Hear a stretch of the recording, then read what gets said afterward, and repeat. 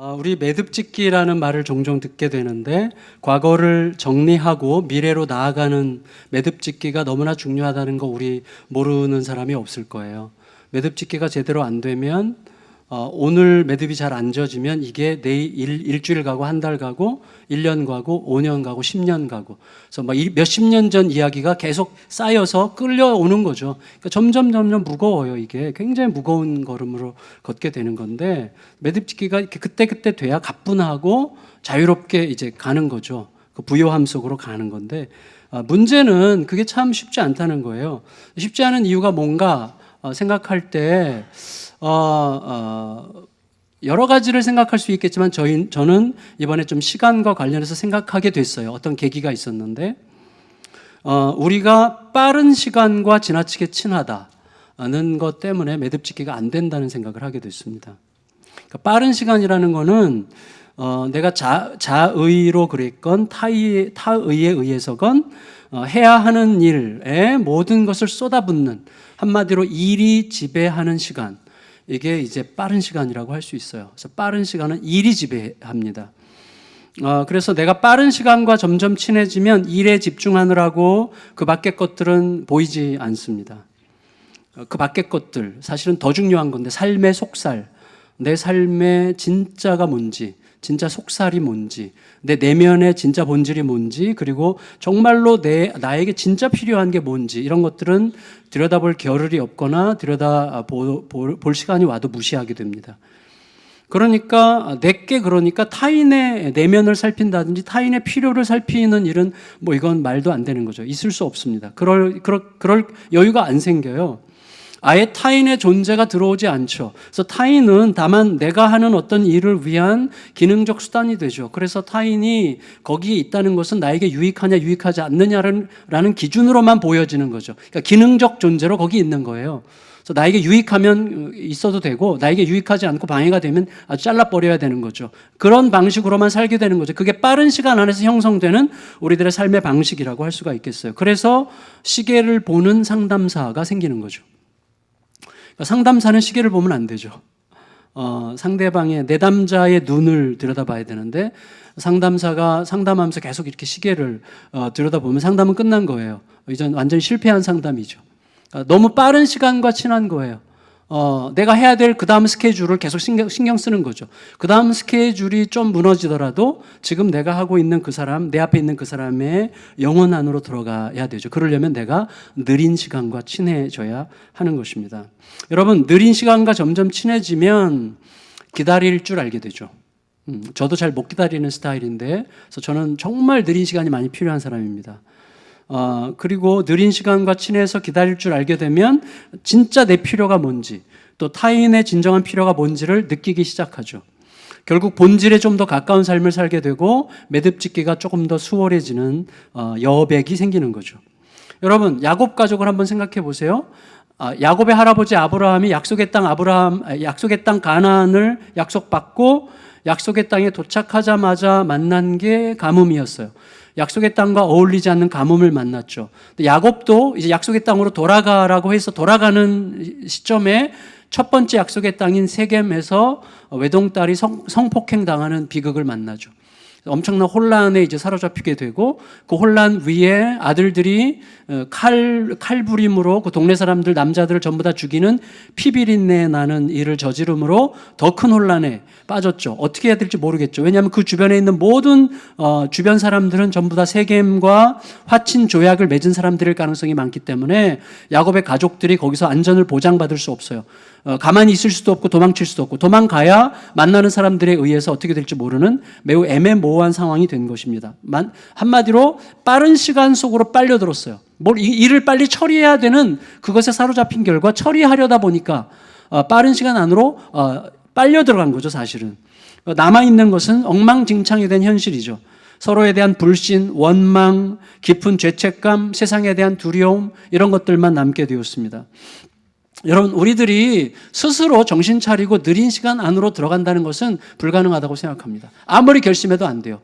스스로 느린 시간 안으로 우리 못 들어가요. 그래서 우리가 느린 시간과 친해지려면 새로운 상황이 우리 안으로 치고 들어와야 돼요. 새로운 상황이. 그게 뭐예요? 불현듯 중병에 걸리는 거예요. 그래서 불현듯 중병에 걸리거나 갑작스러운 큰 사고로 죽음의 목전에 서게 됩니다. 그때 우리들은 어쩔 수 없이 느린 시간 안으로 들어가요. 그래서 자신을 돌아보게 되고 더 넓게 더 깊게 볼 수 있죠. 더 넓고 깊은 시선으로 내 살아온 삶을 그들을 그 일을 바라볼 수 있게 되는 것이죠. 그리고 좀 더 타인에 대한 시선이 너그러워지고 좀 더 여유로워지고 관대해지죠. 그런데 여러분 꼭 중병에 걸려서야만 그러면 안 되잖아요. 큰 사고를 겪어야만 그러면 안 되는 거잖아요. 그래서 우리에게 있는 어마어마한 특권이 예배인 거예요. 예배가 가장 느린 시간입니다. 느린 시간이 어떻게 해서 형성되죠? 자, 우리는 시간이 제한되어 있다고 생각해요. 제한된 시간 안에 많은 일을 해야 되기 때문에 빠르고, 그래서 해야 될 일에만 집중할 수밖에 없어요. 그러니까 나를 둘러싼 모든 사람이나 환경들은 그 일을 위한 도구와 기능으로만 인식될 수밖에 없는 거예요. 근데 여기 이 시간이 느려지려면 어떻게 해야 되죠? 여기에 영원이 들어와야 되는 거예요. 그 예배죠. 우리의 시간 안으로 영원이 들어오는 시간이죠. 영원하신 하나님과 만남으로 영원의 시간 앞에 서게 되는 것입니다. 그래서 여러분, 하나님이 우리 안으로 오시면 고통에 갇혀있던 현실이 영원한 약속의 관점에서 새롭게 읽히기 시작해요. 그래서 과거를 정돈하고 미래로 일어서게 하는 매듭짓기가 가능해지는 거예요. 그래서 여러분, 예배를 드리고 나서도 똑같으면 참 너무 안타깝고 아까운 거죠. 좀 억울해 하셔야 됩니다. 나가면서 확 머리를 때리세요. 좀 이따가 나가면서. 예배 들어올 때, 올 때랑 나갈 때 똑같으면 매듭짓기가 전혀 안 돼 있으면 막 자기 머리를 때리면서 진짜 또 손해를 봤어. 이렇게 생각하셔야 됩니다. 예배는 진짜 너무너무 영광스러운 건데 이따가 다시 말씀드릴게요. 근데 어쨌거나 여러분, 지난주 본문에서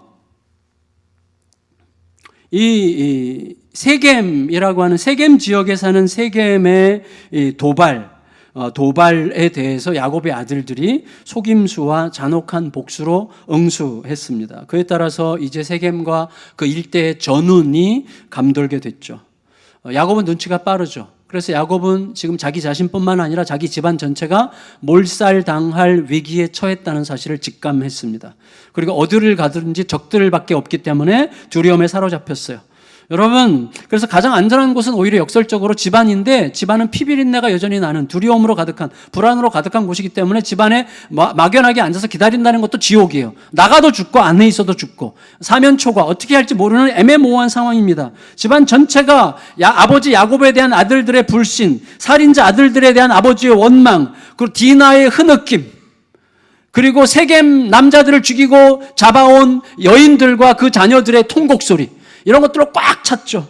여러분, 집안 곳곳에 가득한 불안과 두려움, 이런 것들로 인해서 혼돈 그 자체죠, 지금. 근데 여기서 벗어날 수도 없어요. 나가서 무슨 일을 당할지 어떻게 합니까? 그러니까 어쩌지도 못하는 어떤 상황, 오도 가도 못하는 막막함과 답이 없는 현실 때문에 숨통이 죄어오는 혼돈이죠. 그 혼돈 속에서 우리로 하여금 어떤 분명한 기준에 따라서 우리로 하여금 일어나게 하고 행동하게 하는 힘이 있어야 돼요. 근데 우리는 그 힘을 못 찾는 거예요. 찾을 수가 없어요. 근데 그 힘은 어떤 경우는 근거 없는 어떤 망상에 의해서 일어날 수 있겠지만, 근거 없는 망상은 결국은 우리를 파멸에 빠뜨리잖아요. 그러니까 여러분, 그게 아니라면 하나밖에 없어요. 오직 선명한 확신으로 마음에 임하는 하나님의 말씀뿐이에요. 말씀은 어디서부터 오죠? 영원에서부터 오는 거죠. 말씀은 영원하신 하나님의 말씀이에요. 우리의 제한된 시간에 하나님의 영원을 침투시키는 그 말씀이죠.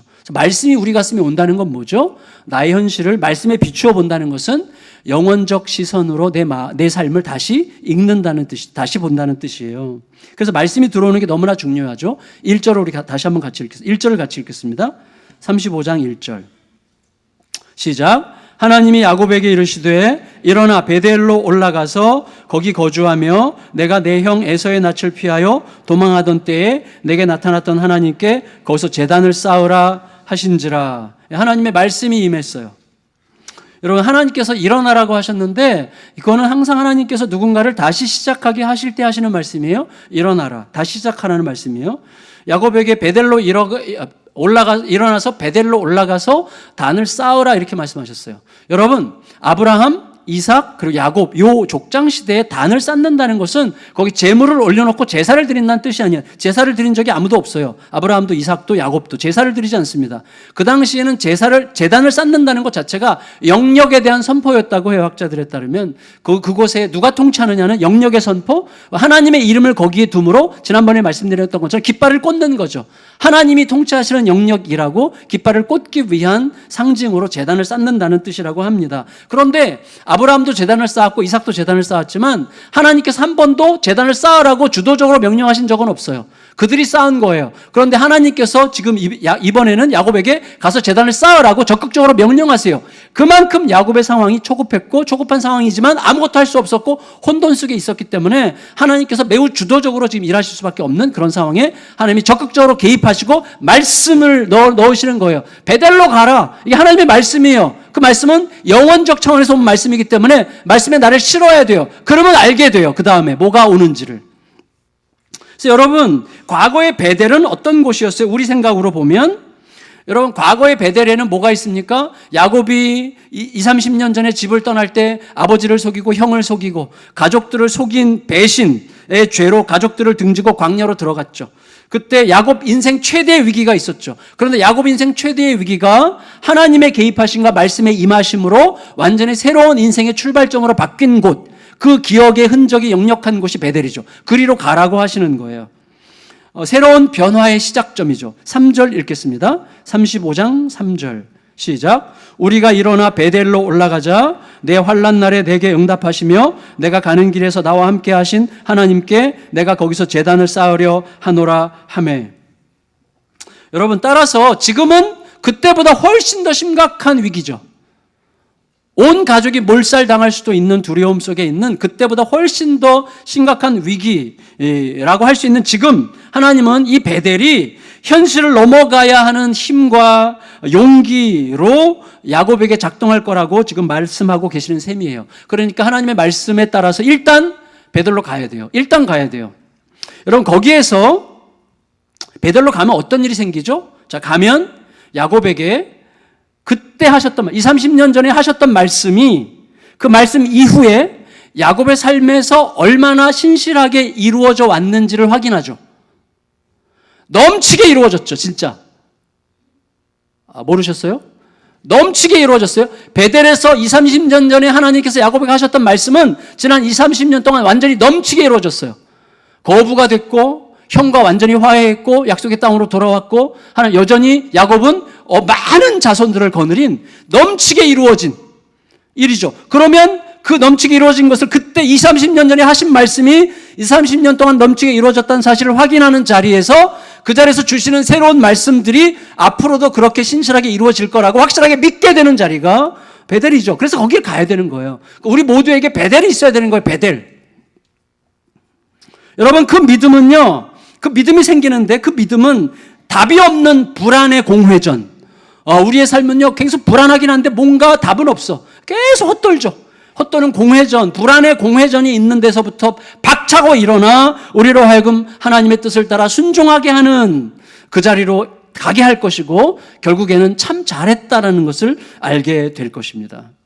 여러분, 하나님께서는요, 우리에게 어떻게 지시하실 때 그런 경우 있으세요? 하나님께서 잘 설명하시고 설득하시고 이해가 다 돼서 하는 경우가 없어요. 하나님은 일단 아브라함에게도 내가 너에게 지시하는 땅으로 가라. 먼저 가라고 명령하세요.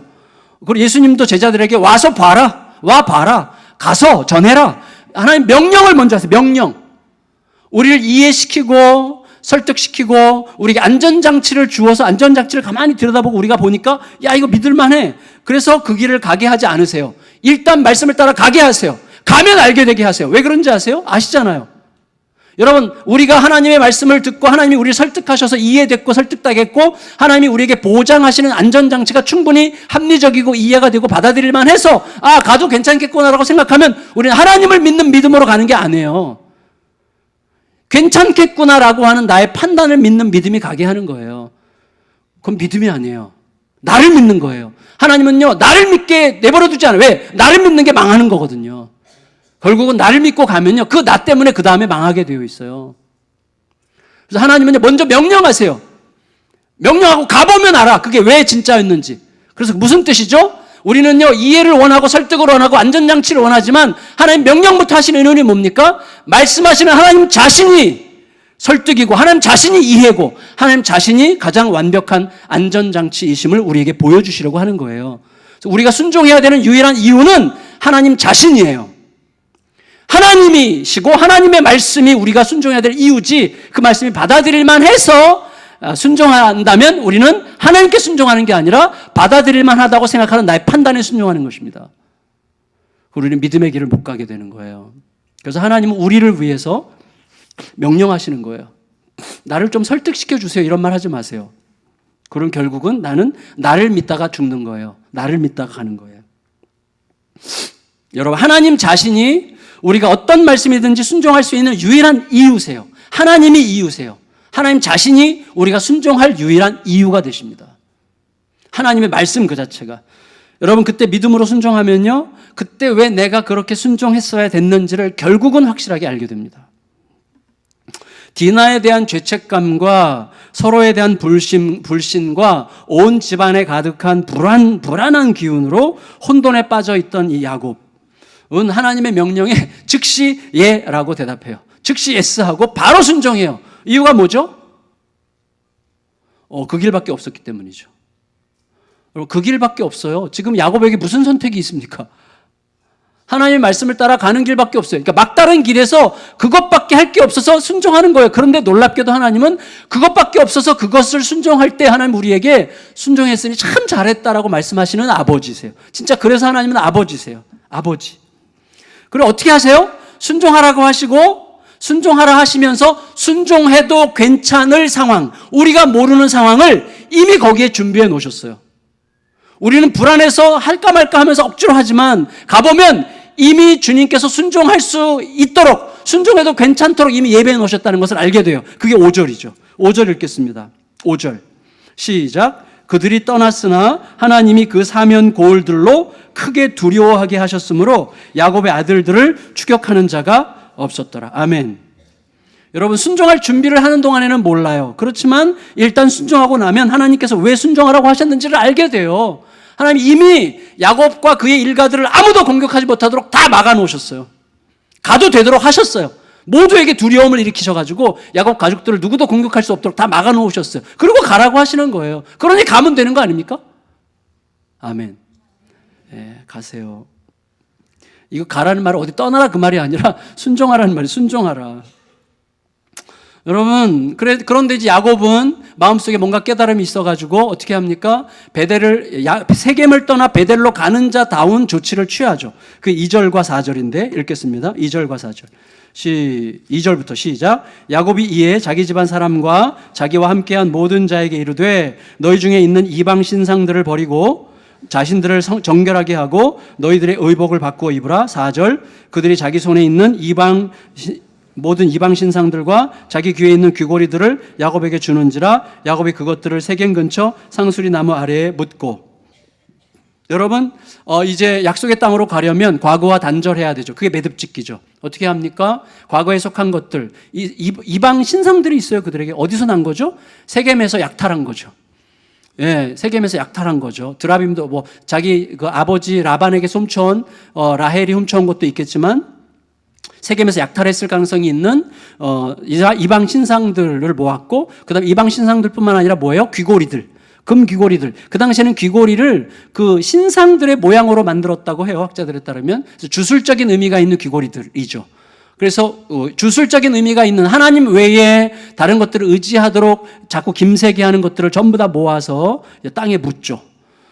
여러분, 우리가 알듯이 이스라엘 백성들이 광야에 들어갔을 때 하나님에 대한 믿음이 자꾸 식고 자기의 판단을 더 믿고 싶었을 때 어떻게 했습니까? 하나님 말고 눈에 보이는 하나님, 손에 잡히는 하나님, 내 마음대로 명령할 수 있는 하나님을 만들고 싶었어요. 그게 금송아지죠. 금송아지를 뭘로 만들었어요? 애굽에서 가지고 나온 금 귀고리로 만들었어요. 그런 주술적인 의미가 거기 담겨 있는 것들이죠. 어쨌거나 야곱은요, 그것들을 전부 다 모아서 어떻게 해요? 세겜의 상수리 나무 아래 묻어요. 다시 말하면 그것들을 장사 지낸 거예요. 장례식을 치릅니다. 그것들에 대해서. 그리고 드디어 베델에 도착합니다. 베델에. 6절 7절 읽겠습니다. 35장 6절 7절 시작. 야곱과 그와 함께한 모든 사람이 가나안 땅 루스 곧 베델에 이르고 그가 거기서 제단을 쌓고 그곳을 엘 베델이라 불렀으니 이는 그의 형의 낯을 피할 때에 하나님이 거기서 그에게 나타나셨음이더라. 예. 여러분, 베델에는요, 야곱의 하나님께서 임하시는 것을 기준으로 하나님과 하나님의 말씀이 임하시기 직전의 야곱과 직후의 야곱이 있죠. 직전의 야곱은 배신의 아이콘이죠. 직후의 야곱은 새로 탄생했어요. 약속의 말씀을 붙들고 하나님께 자기를 던지는 인생으로 새롭게 거듭난 그 기억들, 자신의 과거의 어두움과 말씀이 임한 다음에 새로운 희망 속에 일어났던 이 두 가지의 흔적들이 역력하게 담겨있는 베델에 가서 자신의 과거를 회상하죠. 그리고 그 회상 속에 가족들이 들어오기를 참여하기를 기대하는 마음으로 회상했겠죠. 그리고 거기에 제단을 쌓아요. 할아버지 아브라함이 쌓았던 제단을 다시 찾아서 쌓았는지도 모르겠는데 제단을 쌓죠. 그리고 그걸 뭐라고 불러요? 엘 베델이라고 불렀다고 이야기를 하고 있어요. 근데 이게 중요한데 뭐냐면 엘 베델이라고 부른 이유를 그때의 그 과거 어두울 때 하나님께서 그에게 나타나셨기 때문이다라고 불러요. 자, 이게 어떤 의미이죠? 이런 거죠. 베델이 무슨 뜻이죠? 하나님의 집이죠. 근데 엘 베델이라는 말은 베델이 하나님의 집이니까 엘 베델은 하나님의 집의 하나님이에요. 그러니까 야곱이 이런 식으로 고백하는 셈이에요. 자기에게 중요한 것은 베델도 참 중요하지만 베델이 베델 되게 하신 하나님이 중요하다고 지금 이야기하는 거예요. 베델의 하나님의 집에 하나님이 중요하다고 이야기하고 있는 것입니다.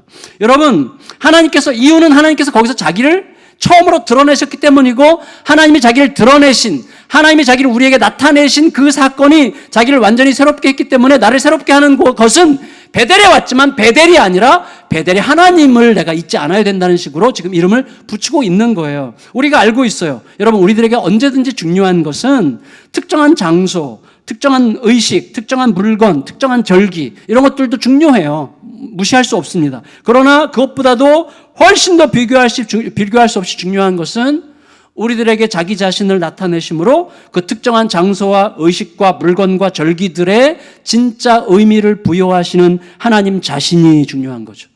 하나님 자신이. 이거는요, 정말 의도적으로 잊으면 안 됩니다. 절대로 자꾸 기억해야 돼요. 무슨 말인가? 우리 아이들과 무슨 약속을 했을 때요, 아이가 안 지켰죠. 실망하죠. 실망에 너무 충실하게 묵상하면 안 됩니다. 네, 내 아이로 보내신 하나님이 여전히 우리와 함께 계시고 자기를 나타내고 계시다는 사실에 집중을 해야 돼요. 그래야 이 문제를 제대로 우리가 넘어서지, 너 또 약속을 또 안 지켰어? 여기에 이제 집중하면 이제 망하는 거예요. 그때부터 이제 점점 망가지는 길로 가는 거예요.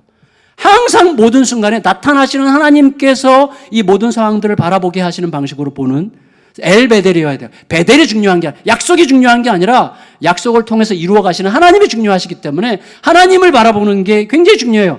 엘 베델이어야 돼요. 엘 베델. 하나님의 집에 하나님.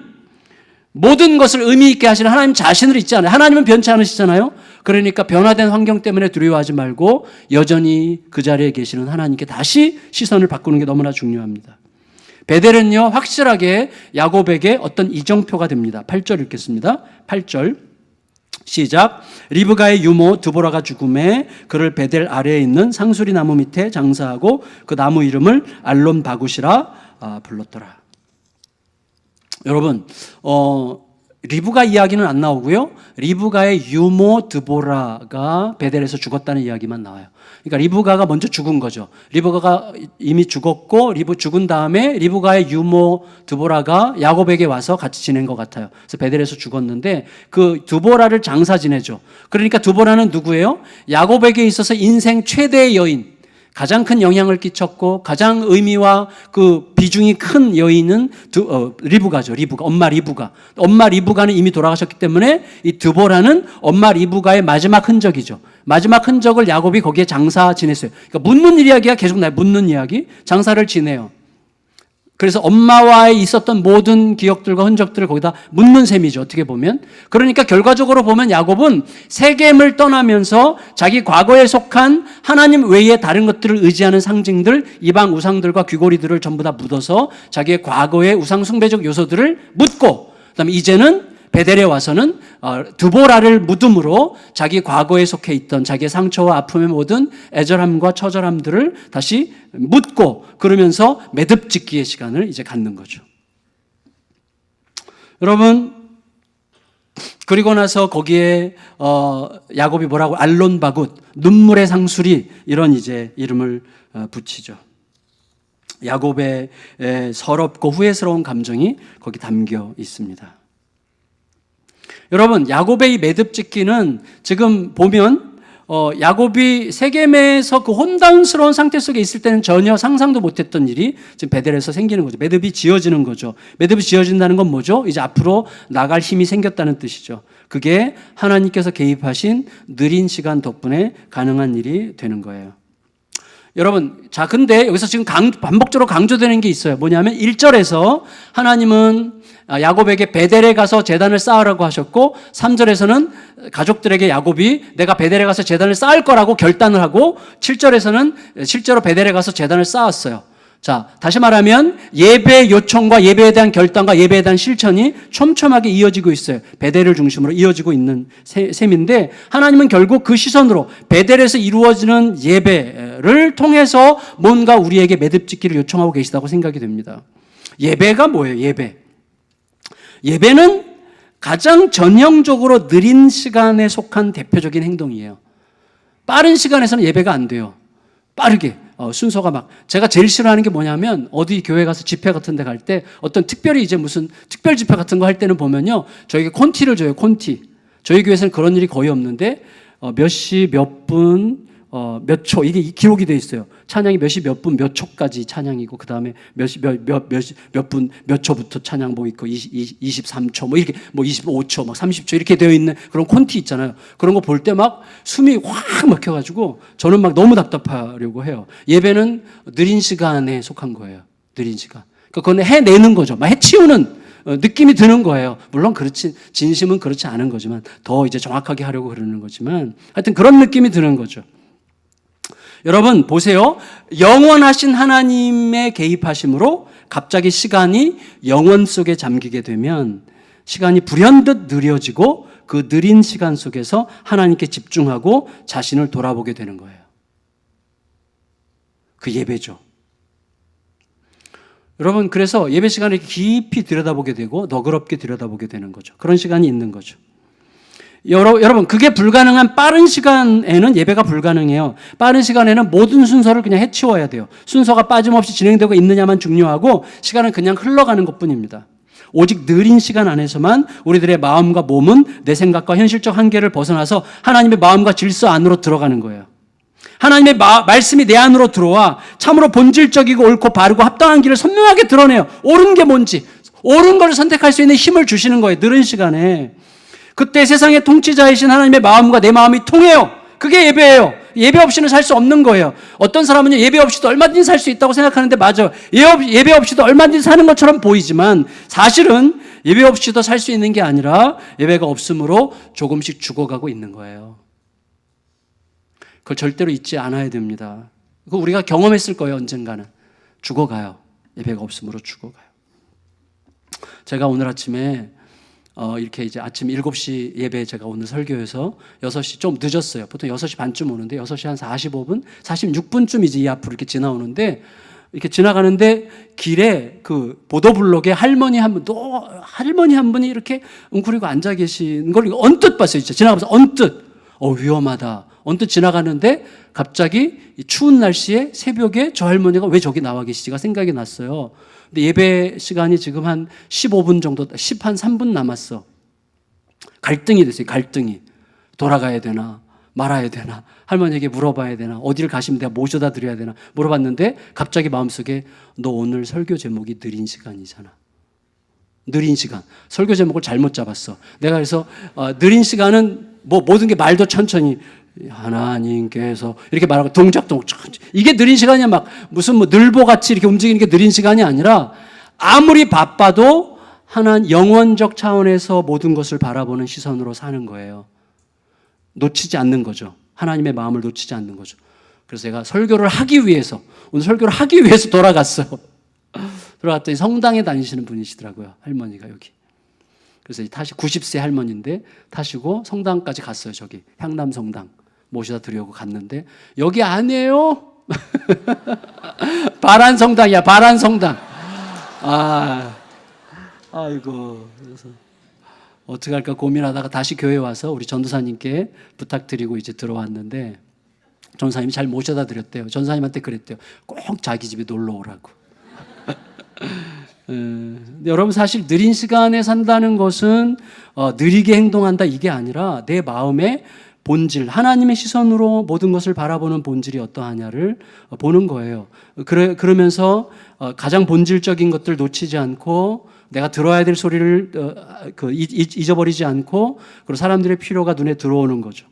다시 말씀드리면 여러분 하나님과 통하는 느린 시간에 드려지는 예배는 우리가 영원하신 하나님의 시간 안으로 들어가는 시간이에요. 다시 말하면 내가 할 일, 나의 어젠더, 나의 어떤 여정, 내가 해야 될 어떤 일들을 전적으로 그 때와 그 일을 하나님께 전적으로 맡기는 느린 시간이에요. 여러분 예배 때 안 맡기면 예배가 안 드려진 거죠. 맞죠? 예배를 드린다는 건 하나님께 나를 맡기는 뜻이잖아요. 내 모든 일과 그 모든 일이 이루어지는 때를 하나님께 전적으로 맡기는 게 예배잖아요. 아멘? 맡겨지지 않으면 아무리 예배를 거룩하게 드렸어도 예배가 안 드려진 거예요. 맡겨야죠. 여러분 내 모든 계획과 내 모든 그때 이루어져야 될 어떤 그런 것들을 누군가에게 전적으로 맡길 수 있을 때만 우리들은 비로소 느린 시간 안으로 들어가는 거예요. 맡길 수 있을 때만 들어가는 거예요. 여러분 제가 찜질방에서 이제 몇 번 잔 적이 있는데 몇 년 전에는 이제 아내랑 싸우고 제가 찜질방에 가서 잤어요. 하루 삐져가지고 그래서 한번 나 없이 한번 살아봐 뭐 이런 마음으로 이제 갔는데 나만 피곤하더라고요. 근데 저희 교육자들이 요 2, 3월 어간에 이제 한 주 묵상 휴가가 있어요. 그래서 한 주 동안에 기도원 가든지 산속에 들어가서 이제 깊이 자신을 들여다보는 시간을 이제 주거든요. 그래서 이제 교육자들이 가는데 뭐 잘 묵상을 하는지 아니면 노는지 모르겠는데 하여튼 하고 있어요. 저는 3일을 잡아서 월화수 지난 3일을 지난번에 우리 말씀 집회 오셨던 정민영 선교사님이랑 걷기로 했어요. 그래서 정민영 선교사님과 함께 북한산 둘레길을 이제 3일 동안 걸었어요. 하루에 서봉산 정도를 오르락내리락 계속 하는데 한 5, 6개를 매일 걷는 거예요. 그래서 제가 전체 이제 3일을 하루에 8시간씩을 이제 걸었는데 정말 힘들고 정말 좋았어요. 근데 잠을 우리가 훈련하자는 의미에서 찜질방에서 잤어요. 찜질방에 들어갔는데 옷을 딱 놓고 찜질복을 갈아입고 이제 자러 올라가는데 내가 자고 있는 동안에 누가 이걸 열 수도 있잖아요. 이거를. 아무도 이제 지키는 사람 없으니까 열 수 있다. 그러니까 지갑을 제가 꺼내서 찜질복에 넣고 이제 올라가서 찜질복에 자는데 저도 모르게 자는 동안에 계속 이렇게 만지면서 내가 혹시 잠든 동안에 누가 이거 빼가면 어떡하나 이런 생각이 들면서 나도 모르게 계속 뒤척이는 거예요. 첫날 밤 진짜 잠을 못 잤어요. 여러분 찜질방에서 널브러져서 자는 그 여유롭고 느린 시간 안에 가장 쉼이 없더라고요. 왜? 맡기지 못하니까. 그래서 제가 가져가려면 가져가. 그래서 그 다음 날은요 그냥 거기다 그냥 넣어놓고 잤어요. 몰라, 할 수 없어. 그러고 했는데 푹 잤고요. 그 다음 날 보니까 아무 문제도 없더라고요. 사실 그런 일이 많잖아요. 사실 우리들에게, 저에게. 근데 여러분 예배는 참 제가 알량한 이야기를 했지만 예배는 모든 것을 전능자에게 맡기는 느린 시간이죠. 예배를 통해서 하나님의 크심을 볼 때 하나님의 전능하심과 크심을 묵상하면서 내 안에서 나의 조급한 욕망이 이렇게 빠져나가는 것을 느끼죠. 붙들었던 것들을 놓기 시작하죠. 그리고 그 자리에 하나님의 약속의 말씀이 임해요. 그때 괜찮아. 오늘 아침에 그랬어요. 일부 예배 드리면서 그랬어요. 저는 실제로 일부 예배 드리기 위해서 앉아서 잠깐 묵상 기도하는데 하나님께서 잘했다 그러셨고 두 번째 걱정하지 마 그러셨어요. 앉자마자 눈 감자마자 생각나는 게 예수교육센터야. 걱정하지 마. 그래서 제가 아침에 다시 평안해졌어요. 하나님께 내가 한다. 말씀을 다시 하셨어요. 이건 확실히 되는 거예요. 이거는 확실히 돼요. 지금까지 됐고 앞으로 될 거예요. 주님의 사건이에요. 근데 중요한 것은 그때 하나님의 약속의 말씀이 임해요. 느린 시간, 맡김의 시간에 말씀이 임해요. 사실은 임하더라도 내가 빠른 시간 안에 있으면 못 듣는 거예요. 그 말씀이 임했어요. 야곱에게. 어떻게 임했어요? 9절에서 12절 읽겠습니다. 9절에서 12절. 시작. 야곱이 밧단 아람에서 돌아오매 하나님이 다시 야곱에게 나타나사 그에게 복을 주시고 하나님이 그에게 이르시되 내 이름이 야곱이지만은 내 이름을 다시는 야곱이라 부르지 않겠고 이스라엘이 내 이름이 되리라 하시고 그가 그의 이름을 이스라엘이라 부르시고 하나님이 그에게 이르시되 나는 전능한 하나님이라 생육하며 번성하라 한 백성과 백성들의 총회가 내게서 나오고 왕들이 내 허리에서 나오리라 내가 아브라함과 이삭에게 준 땅을 내게 주고 내가 내 후손에게도 그 땅을 주리라 하시고 여러분 여기 보면 이름, 생육하고 번성하라, 땅 세 가지가 나와요. 보세요. 자, 하나님의 말씀이 이제 임했어요. 이제 야곱에게 느린 시간이 들어왔어요. 베델에 가서 자기에게 나타나셨던 하나님이 다시 나타나심으로 하나님의 영원적 차원의 느린 시간으로 쑥 들어갔어요. 그때 하나님께 맡기려는 마음 속에 하나님의 말씀이 있는데 말씀의 첫 번째가 뭡니까? 매듭짓기죠. 굉장히 중요한. 다시는 야곱이라 부르지 않고 이스라엘이라 부르리라. 야곱의 과거와 미래를 딱 나누셨어요. 야곱은 뭐예요? 야곱은 내 욕망의 방식으로 취하려다 망한 삶이죠. 그 야곱이죠. 야곱의 이름 자체가 속이는 자잖아요. 야곱은 과거에 묻는 거죠. 야곱을 과거에 묻어버리고 이제 이스라엘로 새롭게 부활한 거예요. 이스라엘은 뭐라고요? 지난번에 우리가 어떻게 이해했어요? 하나님이 없으면 죽고 하나님만 계시면 살 수 있다라고 하는 절대적 신앙으로 하나님의 심판으로부터 승리한 사람이 이스라엘이라고 그랬어요. 그러니까 너는 이제부터 너의 욕망으로 스스로 책임지려고 살다가 망하는 이스라엘을 과거에 묻고 이제부터는 나와 함께 내가 너의 전부가 되는 이스라엘로만 사는 자로 다시 거듭나라라고 야곱에게 확증해 주시는 거예요. 그러면서 뭐라고 그러셨어요? 생육하고 번성하라. 생육하고 번성하라는 의미가 되게 중요해요. 왜냐하면 하나님께서 생육하고 번성하라는 말을 아담에게 주셨고 아브라함에게 주셨고 노아에게 주셨고 그 다음에 아브라함에게 주셨어요. 그건 다 어떤 의미냐 하면 생육하고 번성하라는 말은 자식 많이 낳고 살아라 그 말이 아니라 이 땅에 하나님의 질서와 가치를 따르는 하나님의 사랑과 신뢰의 질서로 살아가는 생명들이 점점 많아져서 만물을 새롭게 하라는 뜻이거든요. 생육하고 번성하라는 게. 그래서 노아 홍수 이후에는 더욱더 중요하죠, 그게. 왜냐하면 하나님을 거역한 세상에서 하나님의 질서를 거역하고 의심과 두려움의 질서로 세상을 어둠으로 가득 채운 세상 한가운데서 하나님의 질서를 따라 살아가는 백성들이 점점점 많이 나오므로 만물을 새롭게 하라는 거예요. 그 누가 해요? 왕들이 너의 허리에게서 나오리라. 왕들.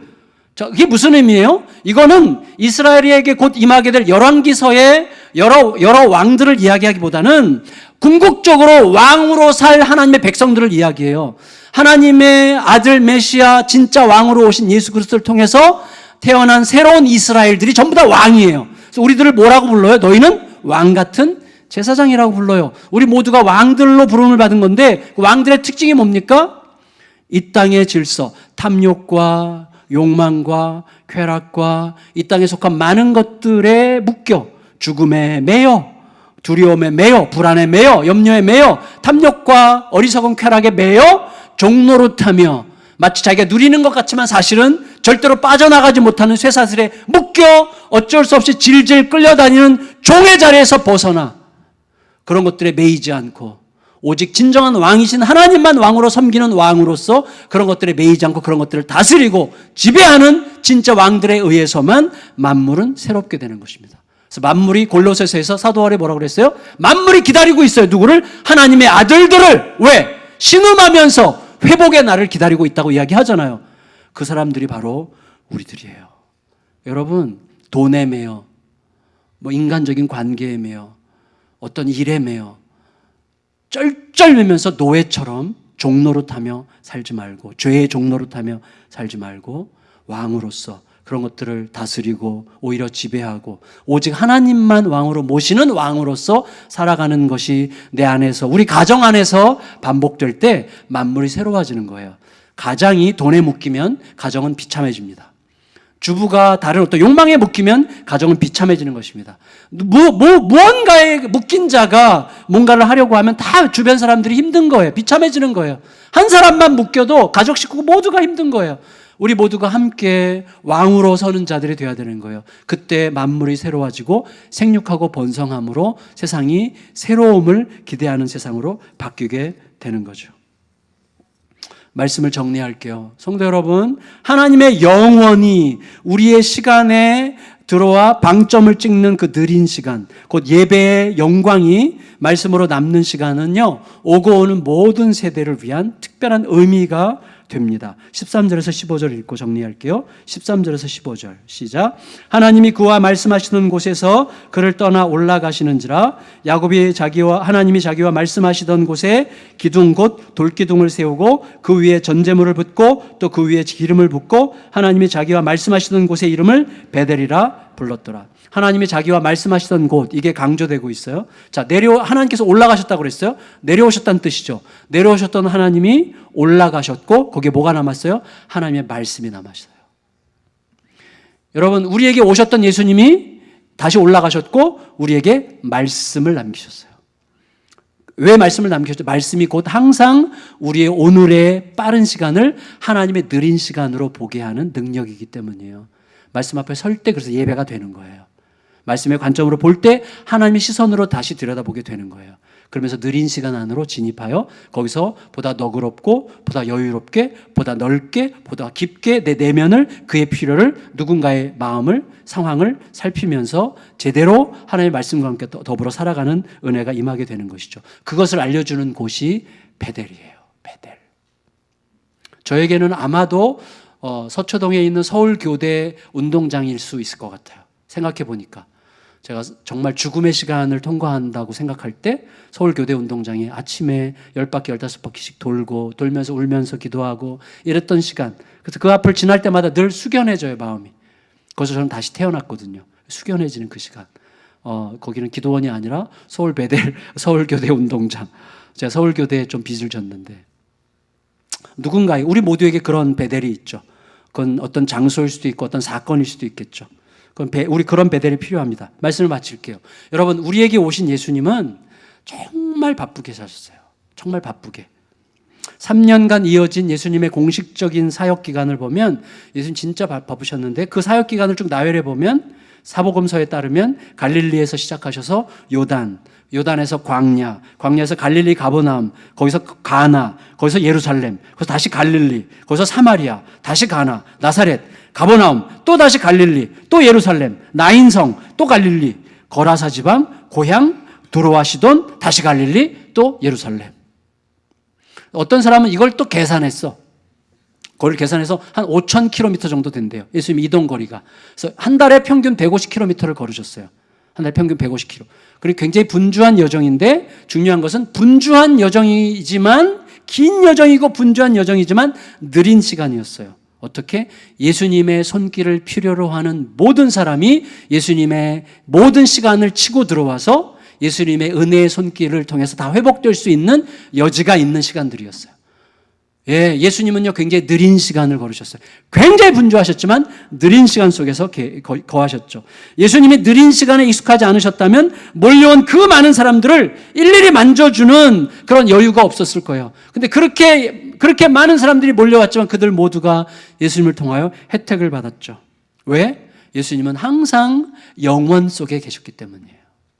예수님 자신이 말씀이시고 새벽마다 하나님과 소통하시고 영원 속에 계셨어요. 말씀과 함께 영원 속에.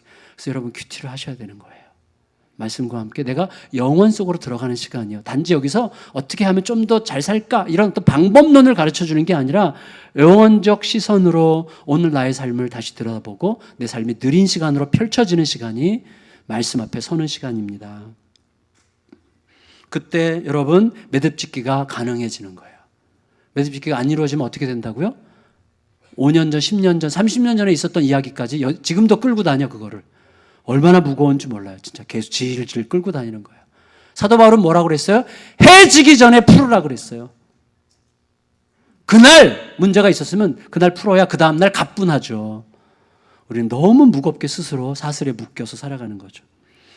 여러분, 그 예수님을 우리 안에 모시고 그 예수님과 소통하면서 그 예수님의 생명으로 살아간다고 하는 것은 얼마나 우리들에게 놀랍고 신비한 일입니까? 우리 안에서 대충 겉으로만 아니라 흉내만 내는 정도가 아니라 진실로 그 예수님 안에서 또 예수님을 내 안에 모신 자로 살아가는 날들이 반복된다면 우리는 지금보다 훨씬 더 느린 시간과 친하게 지낼 힘과 은혜를 힘입게 될 것입니다. 그렇게 되면 결정적인 순간마다 아름다운 매듭짓기가 훨씬 쉬워질 것입니다. 것입니다. 그리고 대화가 쉽지 않았던, 매우 불편했던 그 사람과도, 대화가 어색한 장애우들과도 충분히 편안하게 이야기를 나눌 수 있게 돼요. 너그러워지고 여유로워지죠. 무엇보다도 부부가 서로에게, 그리고 부모가 자녀에게, 자녀가 부모를 향해 훨씬 더 여유롭고 너그러운 대화를 나눌 수가 있게 될 것입니다. 상대방이 내가 할 일과 내 존재의 의미를 위한 수단이 아니라 참으로 소중하고 존귀한 존재 자체로 인식되기 시작하게 될 것입니다. 그때 우리들은 비로소 진정한 행복과 샬롬이 어떤 것인지를 온몸으로 누리게 됩니다. 그건 이 땅에서 누려지는 거예요. 누려짐 속에서 여러분 통해서 빛이 나타나고 그 빛 가운데 사람들이 모여들고 함께 생명의 공동체를 이루어가는 거룩한 은혜가 우리 사랑하는 모든 예수양남의 가족들 삶에 임하시기를 축복합니다. 축복합니다.